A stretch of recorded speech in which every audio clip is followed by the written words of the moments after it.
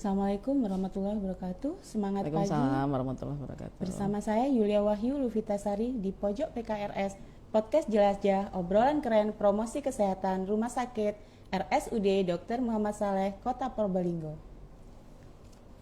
Pernahkah sobat sehat merasa khawatir saat si kecil belum juga buang air besar selama berhari-hari? Perutnya mulai terlihat kembung, si kecil rewel, dan rasanya segala cara sudah dicoba, tapi belum ada hasil. Seringkali kita menganggapnya sembelit biasa, tapi bagaimana jika ada sesuatu yang lebih serius di baliknya? Hari ini kita mengupas tuntas tentang sebuah kondisi medis yang mungkin terdengar asing bagi sebagian orang, namun sangat krusial untuk dideteksi sejak dini, penyakit Hirschsprung.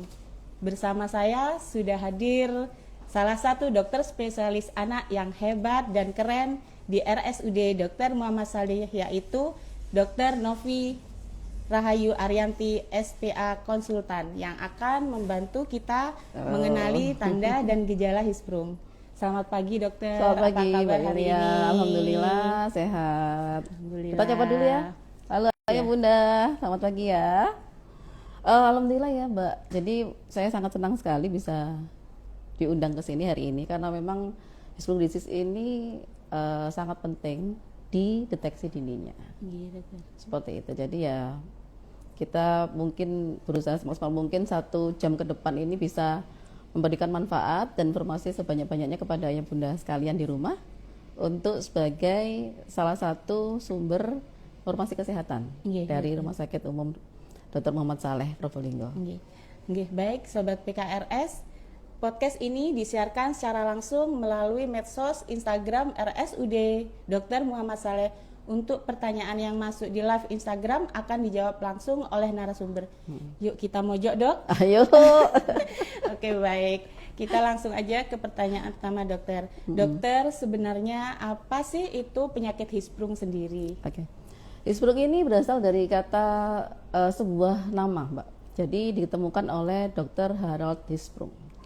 Harald Hirschsprung ini dia hidup di Denmark, Copenhagen tahun 1830 kalau tidak salah, sampai 1912. Nah, saat itu ada 2 bayi yang meninggal. 2 bayi meninggal karena perutnya kembung, nggak bisa BAB. Bayinya kelihatan sepsis sekali, sepsis itu kelihatan memang lemah sekali, panas, tinggi, kemudian meninggal. Nah, kebetulan beliau adalah seorang dokter anak dan seorang ahli patologis. Kemudian diperiksa lah sama beliau, diambil, diotopsi ya istilahnya. Kemudian ditemukan bahwa ada kelainan di daerah usus besarnya. Nah, ternyata itu tidak ada ganglion saraf. Jadi makanya dinamakan dengan Hirschsprung disease. Dipakai dari kata nama beliau, Hirschsprung. Jadi kalau kok namanya aneh ya memang karena itu nama orang sebenarnya nama orang. Jadi diabadikan sampai sekarang untuk mengenang keilmuan beliau bahwa ini sebagai Hirschsprung disease. Iya, gitu. Jadi namanya gitu. Namanya Hirschsprung disease betul. Nama dari dokter anak waktu itu. Siap. Gitu. Untuk penyebabnya sendiri dok dari Hirschsprung itu? Oke. Jadi begini, Hirschsprung disease itu ternyata waktu itu ditemukan ini adalah sebuah penyakit bawaan. Jadi pada anak-anak itu kalau kita bayangkan usus besar, usus kita itu bayangkan seperti saluran air, seperti keran air, kemudian di tiap-tiap ujung, di tiap-tiap bagian keran itu ada motor penggeraknya atau saraf, ganglion saraf. Nah, ganglion saraf ini membuat aliran di dalam keran air itu akan bergerak karena selangnya bergerak. Nah, kalau ada gangguan di dalam motor atau dalam saraf tadi itu, maka nggak bisa bergerak ususnya. Nah, si Hirschsprung, maksudnya Hirschsprung disease ini itu adalah tidak ada saraf di daerah kolon usus besar, dari anus sampai usus besar itu nggak ada. Bisa di daerah short segment, di daerah yang bawah banget ya. Nanti kita bilangnya itu adalah letak rendah ya, atau dia short segment, atau kalau dia kecil, atau long segment kalau dia besar ya, kalau dia panjang. Nah itu nggak ada sarafnya, sehingga dia nggak bisa ngembang. Kalau nggak bisa ngembang, maka aliran di bawah buntu, nggak bisa keluar BAB-nya. Jadi kalau kita bayangkan seperti mati lampu seperti listrik, itu nggak ada listrik yang di situ, nggak ada putus ya, nggak ada jaringan listriknya di situ, putus sehingga mati di situ, mampet. Nah kayak gitu. Jadi pada waktu itu beliau dokter Hisprung itu melihat, oh ternyata di sini nggak ada sarafnya, nggak ada gangguan sarafnya, makanya dinamakan Hisprung tadi. Ya. Jadi tadi kan dokter bilang itu bersifat bawaan dari Iya, lahir. betul. Dan apa itu bisa muncul saat anak sudah mulai besar gitu? Oh begini, jadi klinisnya, secara klinis itu sebenarnya bisa diketahui sejak bayi. Sejak bayi, pada saat dia baru lahir, akan terjadi keterlambatan dari keluarnya mekonial atau namanya mekonial delay. Kalau kita bilang itu mekonial itu adalah tinja hitam itu loh. Nah, gitu, itu burung gagak atau apa gitu ya. Nah, seperti itu. Jadi kalau seperti itu keluarnya lebih dari 24 jam. Jadi misalkan dia bayinya lahir jam 5 sore. Senin jam 5 sore, Selasa jam 5 sore itu masih belum keluar BAB-nya. Nah, itu harus hati-hati. Itu biasanya salah satu tanda ada hipermesis. Nah, kalau misalkan dia usianya umur 3 tahun baru keluar. Nah, ini mungkin ya dia letak rendah. Jadi Hirschsprung disease yang letak rendah, yang ganglionnya itu nggak ada di daerah anus yang bawah, itu dia masih bisa BAB normal, tapi tidak setiap hari. Pada saat dia sudah usia 2 tahun, 3 tahun itu terjadi gangguan fisiologis juga, maka bisa terjadi mampet di situ. Jadi konstipasinya baru terlihat anaknya usia 2 tahun, 3 tahun. Tapi kalau yang letak agak tinggi atau dia yang long segment itu biasanya sudah kelihatan pada saat dia baru lahir gitu. Ya. Ini sebenarnya pertanyaan sudah dijawab nih dokter. Ini apa sebenarnya terjadi pada struktur usus anak dengan Hirschsprung? Mengapa kotoran feses sulit untuk keluar? Oh ya, tadi saya sudah gangguan saraf tadi itu. Jadi nanti pemeriksaan kita yang kita lakukan itu colok dubur. Jadi pada anak-anak yang pada bayi-bayi yang dia tidak bisa BAB, kita lakukan colok dubur. Kalau dia keluarnya menyemprot, itu kemungkinan besar dia Hirschsprung. Gitu ya. Kalau waktu kita masukkan jari kita terus kita tarik itu ada yang menyemprot, biasanya itu Hirschsprung disease. Gitu ya. Ini juga tadi kayaknya sudah tanda paling awal yang harus diwaspadai orang tua pada bayi baru lahir.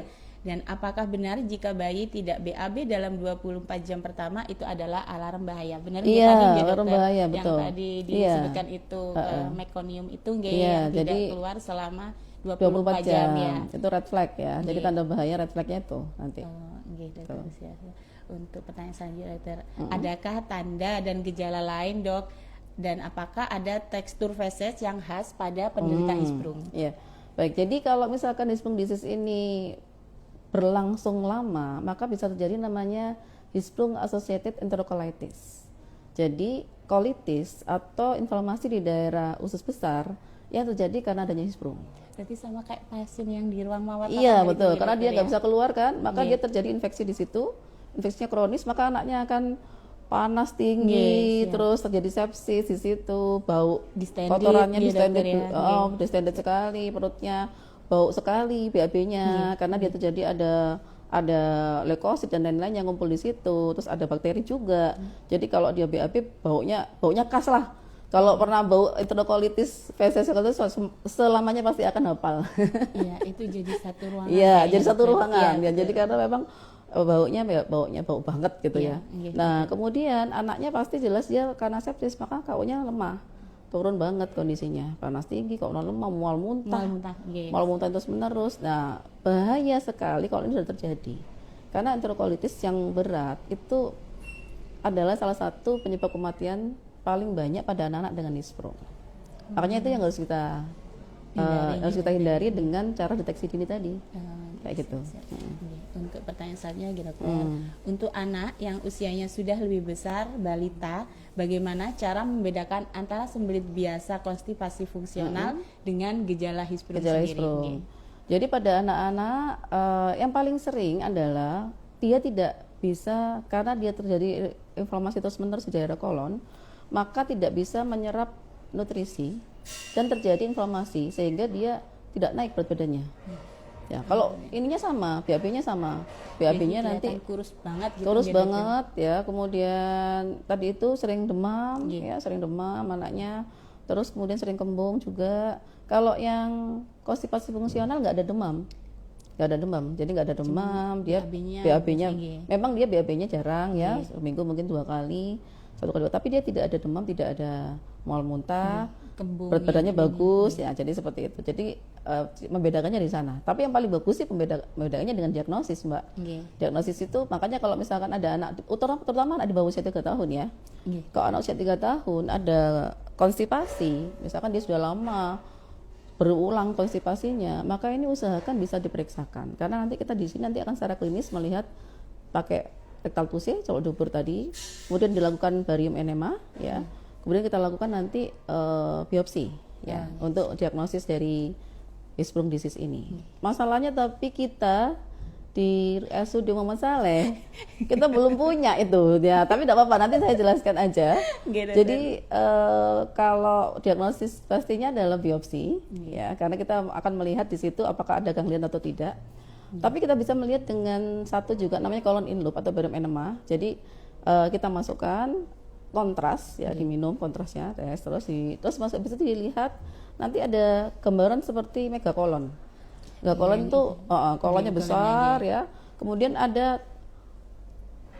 ekor tikus ya, katanya itu ekor tikus. Ekor tikus itu reptil. Jadi ada gambaran reptil. Jadi dia ada besar, atasnya besar, bawahnya kayak cirit gitu kan, kecil gitu kan, itu yang menyempit tadi itu. Gitu. Kayak garis, kayak garis kecil, kayak ekor gitu kan, kayak ekor tikus apa ekor piktil atau red ya, bisa aja seperti itu. Nah, itu gambaran khas dari Hirschsprung disease. Kalau dulu namanya toxic megakolon ya, kalau sekarang itu gambaran Hirschsprung disease ya, kayak gitu. Nah, kalau yang satunya biopsi ini juga kita nggak punya.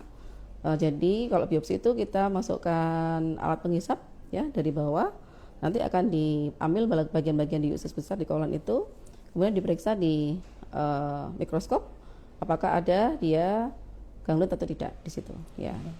Atau juga kalau yang paling bagus sebenarnya adalah biopsi tebal, misalnya biopsi tebal. Biopsi tebal itu langsung mengambil pada saat dilakukan operasi. Setelah dilakukan operasi diambil jaringannya terus diperiksa. Itu biopsi tebal. Gitu. Dokter. Ini sebenarnya sudah dijelaskan ya dokter. Untuk jika orang tua curiga anak terkena Hirschsprung, pemeriksaan apa saja yang dilakukan pertama kali? Tadi yang pertama kali di sini colok dubur. Untuk colon in loop dan selanjutnya belum bisa di sini. Jadi masih belum bisa di sini, tapi itu nanti kita akan kerjasama dengan yang lainnya ya. Memang kalau untuk colon in loop itu untuk kontrasnya kita masih belum ada. Mudah-mudahan bisa disediakan dalam waktu dekat. Ya. Itu tadi antara ini ada pertanyaan biopsi isap itu dokter apa sama dengan tadi yang dijelaskan? Stick biopsi. Iya betul. Tidak sama. Kalau biopsi isap itu kita masukkan lewat bawah, terus diambil kan. Jadi dia nggak invasif. Jadi invasifnya cuma sedikit. Jadi nggak apa istilahnya itu nggak melalui operasi. Jadi diambil, dimasukkan alatnya, terus akan diambil beberapa bagian di situ, dihisap ya, dihisap, ditempelkan di mukosa terus dihisap, terus ditarik, nanti diperiksa. Nah kalau yang tik biopsi itu diambil jaringannya, jadi jaringan usus besar itu diambil, diperiksa di mikroskop. Itu biasanya pada saat operasi. Jadi pada saat operasi itu dilakukan bukan pemotongan sebenarnya, tetapi disambung. Pada saat disambung itu maka akan dilakukan pemotongan sampai sejauh mana dia disambungnya. Ya, tapi potongnya nggak terlalu banyak, sedikit-sedikit aja untuk melihat apakah sudah batas antara ganglion dan aganglionnya, kayak gitu.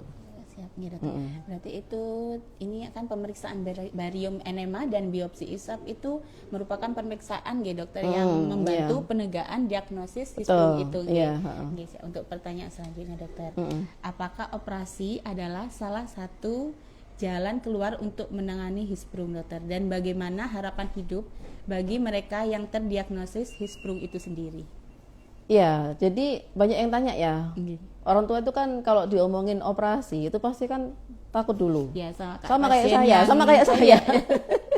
Saya juga diomongin operasi pasti saya takut ya. Tapi karena ini memang kelainan anatomis ya, karena dia aganglion, tidak ada ganglion di situ dan tidak ada obat yang bisa menumbuhkan ganglion, nggak mungkin ada obatnya. Mungkin aja sih bisa, tapi sampai sekarang nggak ada obat yang menumbuhkan ganglion itu. Maka memang satu-satunya cara adalah dioperasi. Kalau operasi itu kan pikirnya nanti dipotong, dideledel gitu, enggak sebenarnya enggak. Jadi operasinya sebenarnya dia nggak terlalu kecuali kalau dia ada enterokolitis ya. Kalau dia ada enterokolitis maka yang paling emergensi, yang urgent itu adalah membuat stoma. Buat stoma dulu karena kita harus menyelamatkan usus-usus yang tadi sudah rusak tadi itu.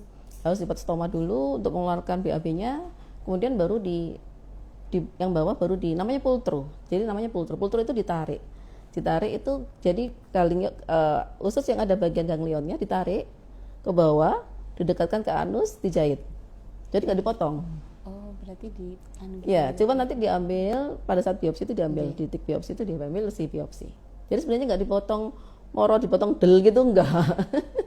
Orang-orang kan pikirnya operasi itu dipotong gitu. Enggak, ini nggak dipotong jadi ditarik. Pultru itu ditarik ke bawah. Jadi yang atas yang ada ganglionnya, ada sarafnya ditarik mendekati anus, terus dijahit di situ. Gitu. Nah, untuk prognosisnya sebagian besar bagus. Tetapi memang pada saat awal-awal itu masih terjadi adaptasi. Tadi saya bilang kan Mbak ya, kan ada ganglion itu kan dia gerakannya gini kan. Nah, untuk mensinkronisasi gerakannya itu dia butuh adaptasi. Waktu, gitu. Ya, jadi nggak bisa langsung habis operasi langsung lancar, nggak bisa langsung BAB lancar, nggak bisa. Jadi butuh waktu. Pada saat butuh waktu adaptasi itu kita lakukan dibesarkan tuh bisa pakai kateter ya. Kalau kita kalau bisa isiannya kan saya pakai itu dokter. Ini kan kateter untuk BAB itu kan ya, nanti total itu dipakai itu atau pakai businasi itu pakai kayak besi gitu, besi bulat-bulat gitu Mbak, kayak lonjong itu terus masukkan untuk melonggarkan daerah situ. Jadi sama menunggu adaptasinya. Nah, saat adaptasi itu biasanya kita ngomong sama ibunya harus bisa dilakukan sendiri di rumah. Jadi ibunya diajarin sampai orang tuanya bisa melakukan sendiri di rumah. Biasanya kita bawakan alatnya. Iya, biasanya kita bawakan alatnya di rumah dilakukan sendiri. Jadi nggak bisa langsung BAB. Nah, kalau dia tidak terjadi enterokolitis, maka prognosanya masih bagus, masih baik. Tapi kalau sudah jadi enterokolitis, ini prognosanya jelek. Ya, atau letaknya. Jadi ada yang letak tinggi sama segmennya, Mbak. Kalau segmennya segmen short segmen yang cuma sedikit yang nggak ada ganglionnya dan dia letaknya rendah di bawah banget, itu prognosisnya bagus daripada yang letaknya di atas dan long segmen. Jadi tergantung nanti prognosisnya itu tergantung pemeriksaannya. Hasil pemeriksaannya apa? Ya, yang paling bagus ya kalau yang bawah ya. Yang short segmen itu sama yang di letak rendah tadi itu. Itu yang paling bagus. Ya. Untuk saya itu kapan waktu yang paling tepat golden periodnya untuk membawa anak ke dokter spesialis anak agar hasilnya maksimal dokter? Secepatnya. Jadi pada bayi itu kalau dia sudah misalkan pada bayi itu gini, sekarang itu kan sudah rawat gabung ya. Bayi lahir langsung dirawat gabung dengan ibunya kalau dua-duanya sehat. Nah, kalau dua-duanya sehat, maka ibu kan bisa melihat tuh BAB apa enggak anaknya. Nah, kadang BAB ini terlewatkan maksudnya itu enggak di awareness itu masih kurang gitu kan. Soalnya BAB enggak masalah. Padahal itu paling penting juga untuk kesehatan dari bayinya tadi itu. Jadi harus dilihat, oh ternyata anak saya masih belum BAB, ya tanya sama bidannya atau sama kalau memang ibunya nggak bisa ini ya tanya sama bidannya, BAB-nya bagaimana, apakah sudah BAB atau belum, kayak gitu. Ditanyakan sama bidan atau perawat yang menjaga ya pada waktu ibunya mungkin nggak di situ, kayak gitu. Jadi secepat mungkin. Atau misalkan kalau dia sudah jadi konstipasi yang di bawah 3 tahun, saya sarankan bisa langsung bisa konsultasi ke dokter, periksa karena di bawah 3 tahun itu agak itu riskan terjadi, apalagi 1 tahun ya. 1 tahun ke bawah misalkan 6 bulan 3 bulan BAB-nya sangat jarang sekali. Itu kita harus pastikan dia fungsional apa tidak. Kalau fungsional nggak ada masalah apa-apa di anatomis ya alhamdulillah. Dokter, ini lanjut ke pertanyaan IG dokter. Dari Saida, izin bertanya dokter, mengapa anak dengan Hirschsprung disease sering mengalami konstipasi kronis dan perut kembung dokter? Ya. Tadi karena mati lampu. Ya, karena mati lampu tadi itu kan nggak ada ganglionnya. Kayak lagunya ini. Mati lampu ya sayang, kayak gitu kan. Jadi kalau mati lampu ya nggak jalan ususnya, nggak bisa. Jadi ya penyebabnya dari itu karena tidak ada ganglionnya. Ya gitu. Mungkin itu jawabannya. Untuk yang selanjutnya juga dari kayaknya ini Mas Bambang kayaknya dokter. Oh, Ya. oke. Oh, Izin Bambang ber- UGD ya. iya. Dokter izin bertanya, apakah ada pencegahan untuk meminimalisir terjadinya kelainan Hirschsprung ini, Oke. terutama pada pasangan usia subur atau pada ibu yang sedang hamil, dokter? Bagus sekali ya. Bagus sekali pertanyaannya. Gini, sampai sekarang penyebab terjadinya Hirschsprung disease itu multifaktorial, masih belum bisa diketahui apakah penyebab pastinya. Apakah karena, kalau atresia mungkin sudah ada ya, karena Iya. dia ada infeksi CMV, iya. ya itu sudah ada beberapa teori-teori. Kalau Hirschsprung ini masih belum ada teori. Nah, tetapi saya sarankan pada saat ibu hamil itu makan makanannya, hindari makanan ultra processed food. Itu yang paling sering, karena sekarang ini banyak. Saya Iya, di sini di Probolinggo ini ketemu Hirschsprung itu sudah mungkin sekitar hampir 5 atau 6 lebih Iya, di Mawar pasiennya. sudah berapa? Nggih, dokter.